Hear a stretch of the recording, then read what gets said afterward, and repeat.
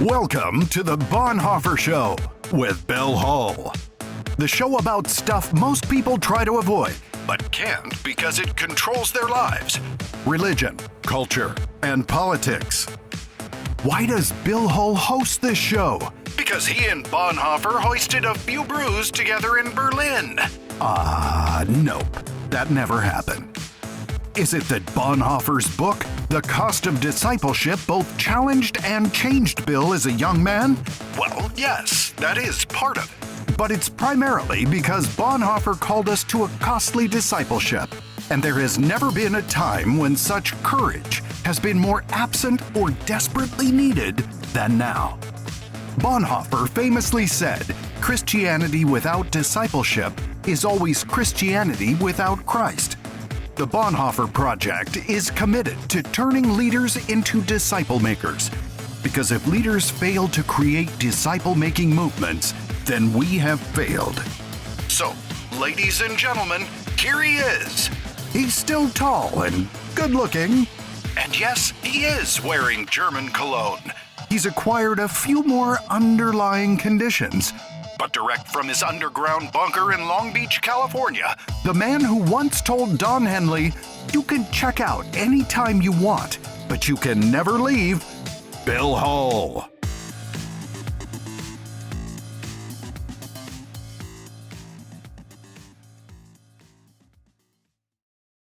Here we go. Charlie Tremendous Jones, yes. I remember reading something about, he said he's so positive when he goes fishing, when he goes fishing for whales, he takes the tartar sauce. That was, yeah.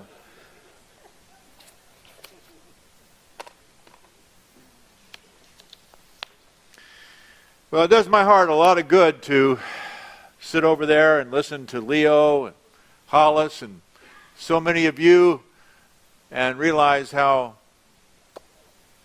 God's hand of favor, his work and honoring his word has been multiplying. And this is the great joy of my life. And it's one of the great things about this seasons of life. And I remember quite well, Robert Coleman, who I mentioned is 93 years young, and we were doing some work together.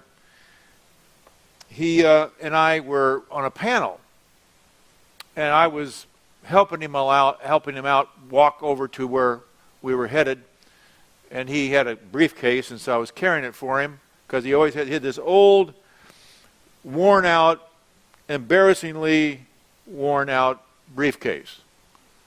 And so I was carrying it, and it was packed full of material, but we got about halfway there, and he says, "Oh, I forgot my Bible. I got to go get my Bible." And I said, "You won't need a Bible. We're going to a panel. We're just going to answer some questions." He says, "No, I don't go anywhere without it." So went back and got his Bible. And when I was bringing it back to him, I noticed that it was really old and beat up, and that it had that black, shiny electric tape on it that was holding it together.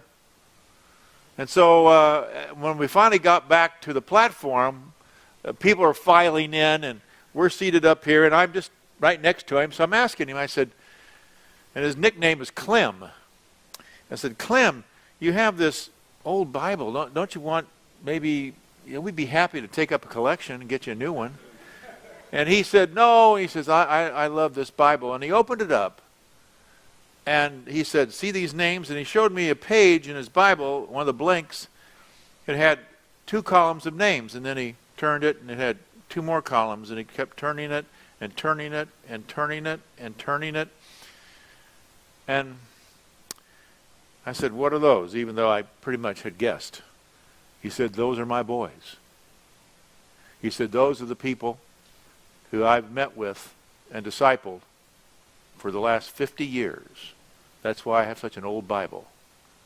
I don't want to lose their names." He says, "Many of them, this is a who's who of Christian leadership around the world." And I thought, now there's a life well lived. And wouldn't you like to have something like that? And I don't put myself in that category, but I would simply say, to some extent, I can understand that joy. And I hope that when you reach the age that where some people call it your golden years, some people say the fourth quarter, I always say sudden death overtime, that can be your legacy. All right. We're going to talk now about the a chart that explains a little bit, not only about what we actually do in the Bonhoeffer project in broad terms, but why it's important. So the first thing is I'd like to go back talking about the why. So if we could put that up on the screen, I think we can begin. Ah, there it is. I can see it back there. Sort of. The why is the gospel.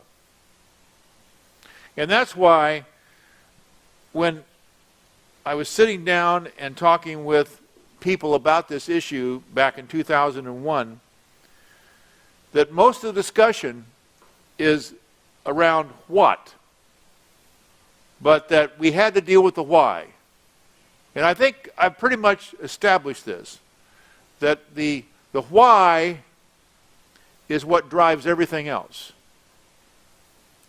Why is the reason that members of your congregation who don't have any real interest in reading thick books on theology, who really don't have the gift of teaching, who really are not wired like academians or even pastors or people who are well read or people highly educated who love to read and write and things like that and meditate and ponder, whether they're not, they don't have that temperament whatsoever. They have a very pragmatic temperament. They have a giftedness that God has given to them is outside that realm. And when they hear us talking about being disciples and we tell stories about meeting with people and reading and writing and memorizing, it just makes them tired. But there's all those people, and they have a contribution to make. They are disciples as well. They can make disciples. They're on the team that makes disciples. And so for those people to catch the vision, the thing that they must see is the reality in those people who are talking about it and telling stories about it. And so people will gravitate toward what the congregation is rewarding, what the congregation admires, who the heroes are in the community. And as we make heroes out of all these people who are serving in ways that are unflashy, which are not typically clerical, that all those kinds of things are really important perceptually for people catching the vision in stories. And I remember one of the most powerful sermon series I preached, I didn't really preach. It was on the 12 steps, basically. And I remember I would talk about how the Bible would do the first step, the second step, and so on, and I would probably talk about 10 minutes.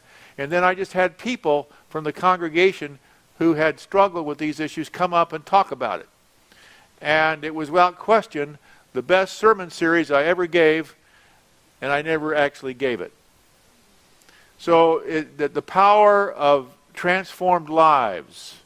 And I mean, there were people in my own congregation who were telling their stories in front of the whole church, and my mouth was dropping open. I was going, I never knew that about him or her. Or, I can't believe they went through that, you know. And it's a remarkable thing.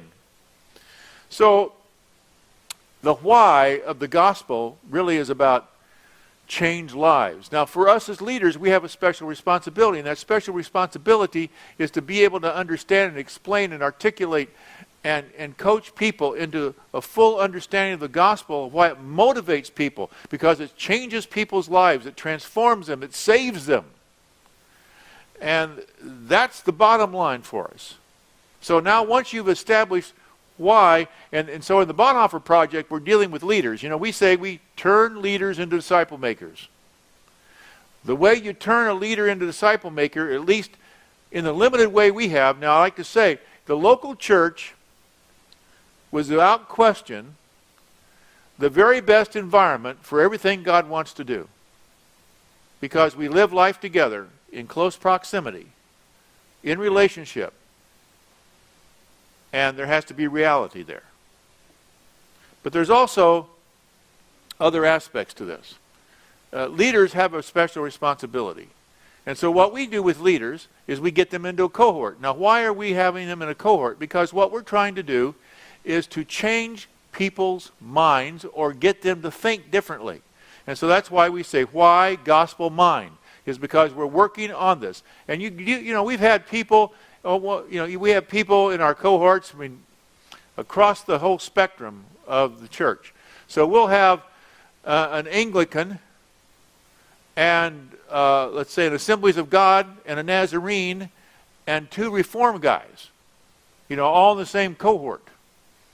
And we have a signal. And the signal is simple. If somebody goes down a rabbit hole on you know, that kind of stuff, somebody just raises their hand. And when they raise their hand, that means you've gone down the rabbit hole. You know, we're not going to talk, we're not going to solve that problem. St. Abelard couldn't solve it. Thomas Aquinas couldn't solve it. You know, St. Ignatius couldn't solve it. Billy Graham couldn't solve it. And we're not going to solve it here today, all right? So essentially, we're not going to talk about that. So what we do is we try to focus, though, on what really is important, what matters, what changes, and then let them wrestle with it in their context. And so that's why we can't really, it takes a lot of arrogance to think that we, from our perspective, understand exactly how this might apply to certain contexts. So now that's the why. And that's where we spend the first 3 months. And it's a thing that, like I said, almost every other ministry, and this is not a criticism, I think it's just reality, because we keep hearing it over and over and over again, is that what we're dealing with is people typically don't deal with the why. They don't deal with the gospel, because the gospel you believe in determines the disciple you make, and most options out there just don't deal with this subject. They just assume it and move ahead. We turn leaders into disciple makers. That's the mission of the Bonhoeffer Project. But before we can turn you into a disciple-making leader, we need you to be in a cohort. A cohort is a 1-year, 10-meeting, book reading, praying, wrestling, writing, planning challenge that has the potential to change you and thus redirect your life. Interested? Here's the process. Go to our website, thebonhoefferproject.com, and complete the application form. We will contact you. We will then help you select the type of cohort that's best for you. In person, online, or online school, which is asynchronous, so it's not affected by time zones and anyone in the world can access it. Oh, and training is now also available in Spanish. In the meantime, subscribe to the show, read one of Bill's books, and send us a question you want Bill or some member of the Bonhoeffer team to answer. And now, back to the show. To what? Now, I want to talk about what now, because this is crucial. Make disciples. Now, there's an assignment in the Bonhoeffer Project. It's define a disciple. And you're supposed to, you start working alone with books and with your thoughts, and then you add other people in. Let's say an elder board, or 2 or 3 people. And you sit down with them and you say, okay, what is a disciple? And the typical story is, Well, I brought this subject up at our last board meeting. 3 hours later, we had not made a decision. And had to table it. We're going to come back later next month and spend another few hours on it, and we're hoping to reach a decision sometime soon. Now, think about this. This is a church. Its purpose is to make disciples. And they can't define it. Now, if you say, oh, well, a disciple is somebody who loves Jesus, well, who's going to argue with that? A disciple is somebody who is in agreement with Jesus. You know, people think that agreement's the same thing as faith. It isn't. And so people say, well, follow Jesus. Hey, that sounds good. Love Jesus. Yeah, love him with all your heart. Yeah. I mean, those are all true answers, except they are insufficient, because ambiguity when it comes to this is our enemy. Ambiguity is your enemy. If you don't know what a disciple is, and how do you know? Specificity. How do you know that you've made a disciple? Specificity. How do you know you've made a disciple? Because you know specifically what it is you're trying to produce in people, and then you can measure whether or not you did it. It's like make it, pedestrian. How about making a pair of shoes? You've got to have specifications. There's really nothing that we do in life that we are careful to do that does not have some sort of specification to it and a design, and we follow it. Now, human beings are different. We all understand that. But the thing is this. Are there any common characteristics of a person who's a follower of Jesus? And I'll have to tell you, you have to arbitrarily choose certain characteristics, because it doesn't really help to list 25. It really doesn't. So what I chose to do as a pastor was, here's how simple I made it. God's called us to make disciples. This is a disciple. We have groups that do that. Show up Tuesday night at 7 o'clock in room 101. And that's how simple I made it. And so every Sunday when I got up to preach, the bottom line, I used to be kidded about, Bill always has the same application every week in his sermons. Yes. And that is, let's go on with Christ. Let's be his disciples. And if you want to be a disciple, here's how you do it. Now, I'm careful to say, look, you might be a great disciple, follower of Jesus. You're bearing fruit. You're doing all the things that you're supposed to be doing. Your life represents Christ in so many ways. That's beautiful to see, and you're not in any church program. Well, that's fine. You have permission to go and do good and be Christ-like without the church office giving approval. But what we would say is that there's plenty of us who need direction. There's plenty of us who need help, that helping each other keep our commitments to God. And I could go on about the need for it and the importance of it, but the fact is that we bring people into something specific. And I've never been, as a pastor, I was never liked the idea, let's give people 10 ideas. Let's give people 10 options. Life is a smorgasbord. No, actually reduce the options. And make it specific enough. Make it good enough. Make it promising enough. So that the party's as good as the invitation. So, what I chose was John chapter 15. And John chapter 15, and I have this in some of my books. You can probably go on in YouTube and see this particular message. I've given it a gazillion times. But essentially, it's John 15, verses 7 through 13. And it says a disciple is someone who, let me see if I can remember. A disciple is someone who abides in Christ. Okay, so the first one is that they abide, they interact with God through the word and prayer, and I believe that is verse 7, and that they interact with God through the word and prayer. In other words, a disciple is someone who is communicating with God. Secondly, a disciple is someone who bears fruit. and fruit that remains. And by the way, bearing much fruit, not just a little fruit, but much fruit, and it glorifies God. A disciple, third, is a person who responds to God in obedience. I think that's verses 9 and 10. Fourthly, a disciple is someone who has joy. Not happiness necessarily, but joy. It needs some clarification. And then finally, a disciple is someone who loves as Christ loved. Verses 12 and 13. Okay, so there's essentially, we gave people a target. This is the kind of person that God called every one of us to be without exception. And that is a person who is abiding in Christ through the word and prayer, a person who is bearing fruit, much fruit, a person who is lovingly obedient, a person who has joy, and a person who loves as Christ loved.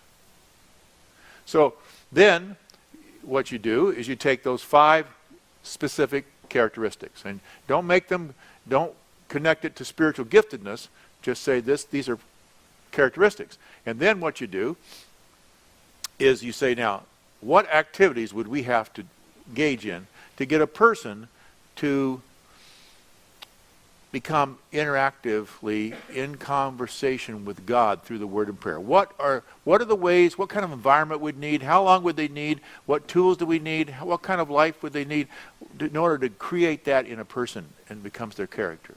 How about bearing fruit? What's going to happen there? What about responding and loving obedience? What about joy? What about love? Okay, so those are 5 things. And so we create a group or an experience that's long enough, varied enough, specific enough that it changes, that these characteristics will be built into a person's life. And the way we know is because of personal observation, because of fruitfulness, because of interaction, the way we know anything about people, by behavior, and then also by reproduction. Because when you start creating groups like that, those groups require things of people that they're going to resist against, that they're going to be afraid of, that they're not going to do. And then you got to help hold them accountable. And we would say, the best argument for accountability is helping people keep their commitments to God. People make these commitments.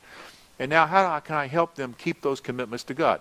So I just want to speak to that, this issue of the importance of specificity and really getting at a person's heart. And this needs to happen through a process. We had basic groups that lasted for 2 years. I taught a class in seminaries and doctoral programs over quite a few years in various seminaries on small groups for an entire week. And I remember the question, my favorite question was, Bill, how much more effective are groups if they meet every week than if they met every other week?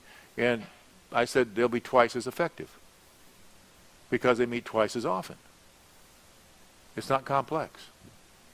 So there's the why, the gospel, the mind, then there's the what, the disciple, the heart. You see, this is the reason that a lot of times that disciples don't get made in churches is because we create a bunch of small groups, we give them a Saturday morning training, we turn them loose, and don't hold them accountable. We don't continue to give them training. We don't help them work through the problems and the difficulties and the challenges.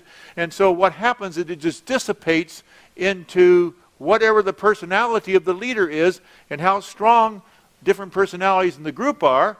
And so they just kind of wind themselves into a hole and die a natural death. And they don't multiply, they die. And so I have a whole thing about groups, but don't have time for it. But now, once you've figured out, why you're doing it and what you're trying to produce, and these aren't easy things to do. It takes a lot of courage for a leader in today's church to speak the truth. Speaking the truth is a very dangerous thing. If you want to expand the disciple-making movement, then share the show with your friends and colleagues. Hey, it's easy to subscribe. Simply go to iTunes or to our website, thebonhoefferproject.com. Then click on The Bonhoeffer Show. Once you do, we will keep you updated with the Bonhoeffer Project's events, new materials and books, as well as the larger disciple-making movement Current News. You can also access previous programs. And be sure to read Bill's weekly column, which is posted on the website. Remember, ask questions. Bill's answers are guaranteed to give you herd immunity, increase your IQ, and cause you to experience waves of euphoria. Well, not really, but his answers are really good. And now, let's get back to the Bonhoeffer Show. Now, finally, there's the how. That's the plan. Those are the habits. And one of the most interesting exercises we came up with was everybody, by a certain point, everybody has their ideal plan, their ideal, here's what I want. This is my dream. This is what I want to have happen. Okay, then you have everybody go over and they draw, okay, everybody draw your weekly schedule and then put in your schedule what you do each week. And then simply ask you your question. Are my priorities reflected in my schedule? Now, when I was a young pastor and I first thought I would write a book, Jesus Christ Disciple Maker, my first book. And I was in my 30s. People told me not to write a book, but there was something in me that just had to get it out. Because in my day, there really wasn't a pastor talking about making disciples in the local church. I mean, Coleman's book was out there. There were some other really good books out there, but they were written by professors. But nobody was really addressing the church issues. So I wrote that, and people say, how did you write all those books when you were pastoring? And here's the answer. I scheduled it. I put it in my schedule each week. I still work this way. And I just block off times. And even, okay, that week it's Thanksgiving. I won't be able to write. That week, family's coming to town. That week, I got to go to this conference or whatever it is. So you don't plan it. But you know, if you write 10 pages a week, and you can do that 40 weeks in a year. I'm not a mathematician, but I think that's 400 pages. So it's amazing what you can do if you just schedule it.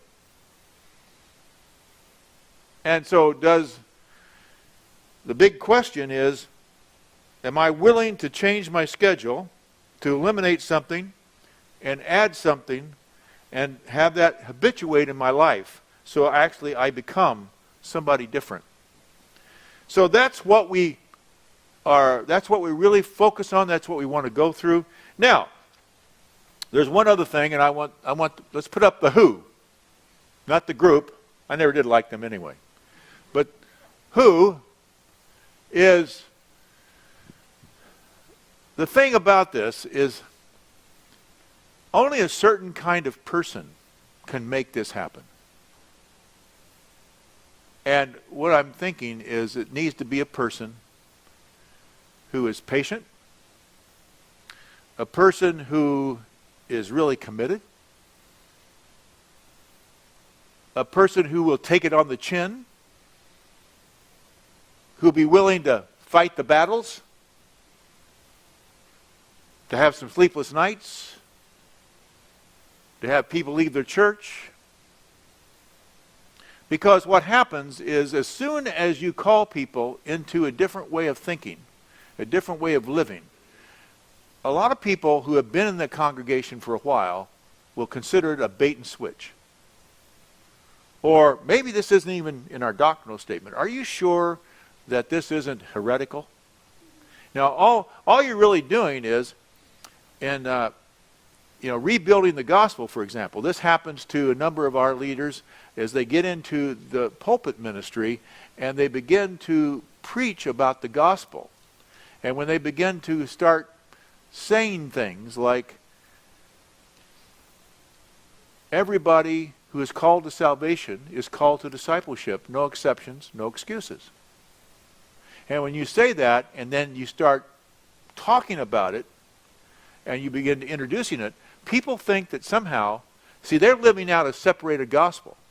They have grooved deeply into their soul, into their minds, into the behavior of the church, into the programming of the church. It's all right there. The DNA of the church is for a separated gospel. So we separate out converting and all the other stuff that's optional. All right? So the key is get people saved, get them baptized.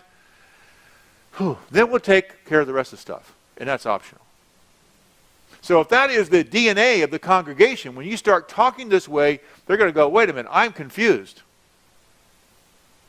Isn't this works righteousness? Well, then you have to start digging in and you have to figure out how to say it. You have to how to communicate it. And we've had people make some big mistakes because a lot of those mistakes I've made. And so I was able to speak into them. But for example, you think about, you know what a bonsai tree is. It's where the taproot has been cut on a normal tree, and the tree is miniaturized. So what we were talking about was, what if you did this?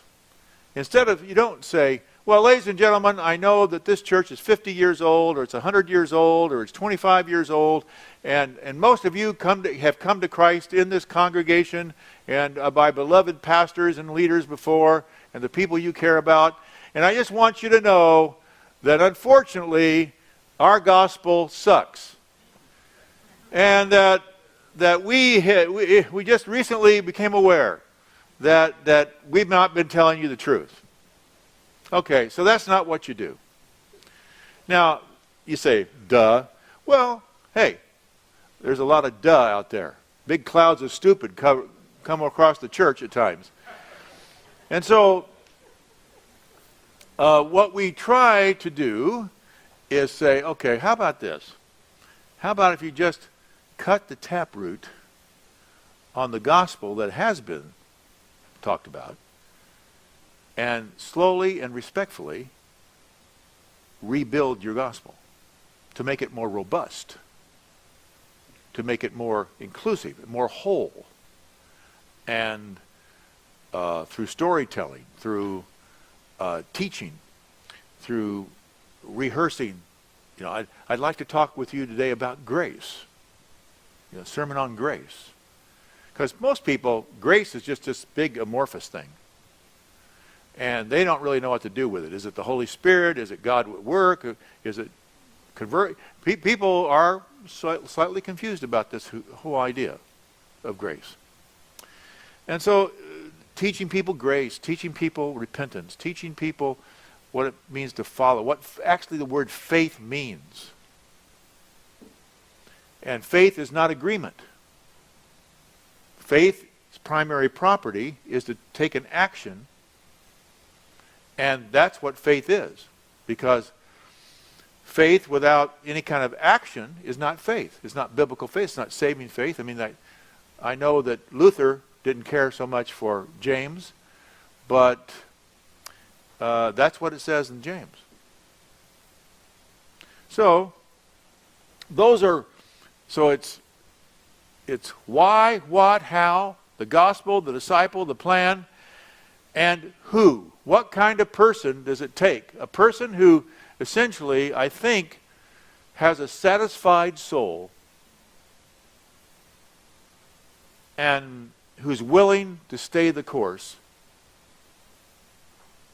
Because the culture in which we live is not a patient culture. It's not a persevering culture. And the reason that we read these studies about decline in church attendance and activity pre-COVID, and I think Gallup and Barna both came in with similar reports, but that it depends on whether you cover the last 10 years or the last 20 years, but going from 50% of the people in America who said that somehow they were identified with a church or group, a religious group, it was around 50%, and now it went down to 25%. And I think that was Barna, and that had to do more with evangelical practicing Christians. The Gallup poll deals more broadly. So, but regardless, there's been a big shift in the last 20 years. And I think we all also understand that the change has fast forwarded. It's really picked up momentum. I guess we didn't see how much momentum, how fast the change was going to come.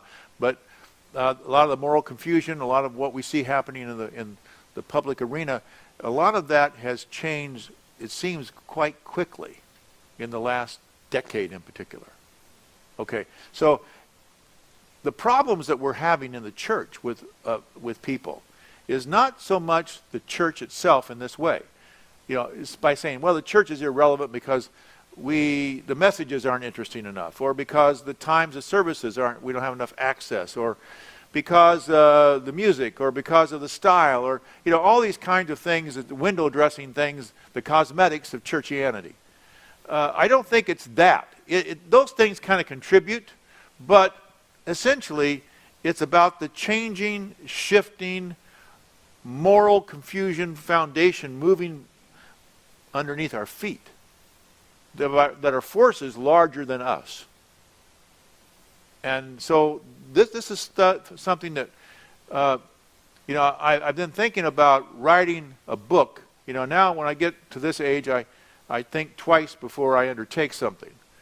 But I'm about ready to undertake something about making disciples in dystopia. And because I think that it's relevant.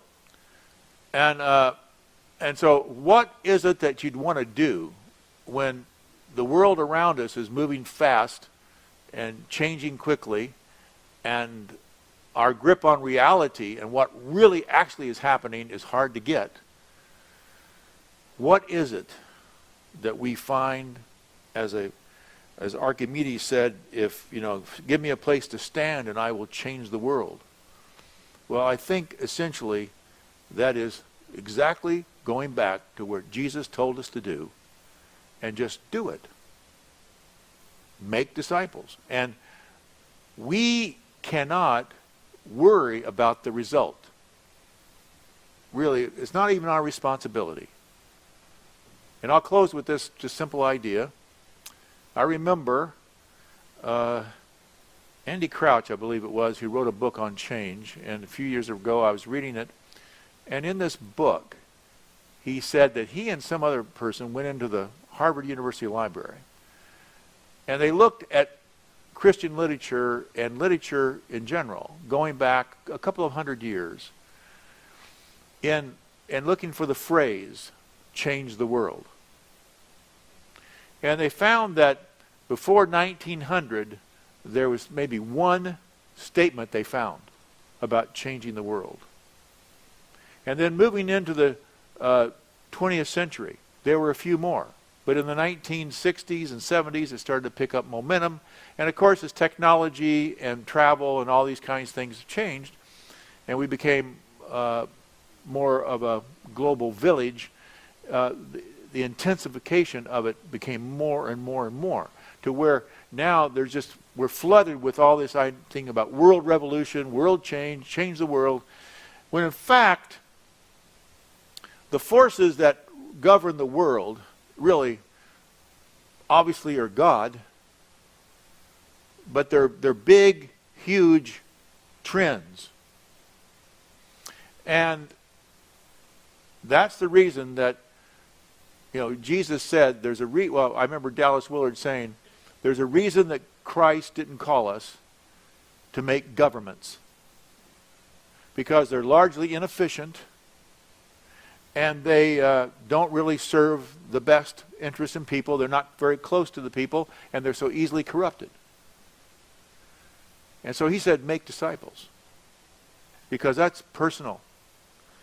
That's, you know, we enter this world alone, we exit alone, we as individuals, the justice that comes to us each alone. And so that's why stick to the knitting and follow his directions. That's exactly what we should be doing. Well, we hope that the show wasn't too bad. Jane Hull wants everyone to know that if anything Bill said was offensive, She feels your pain. If you were upset by anything Bill and his guests said, well, mission accomplished. At the Bonhoeffer Show, we value irreverent, satirical, and generally inappropriate behavior. But when it comes to fulfilling the Great Commission, we don't mess around. Remember, subscribe. We promise. No private jets, no white suits, and definitely no toupees.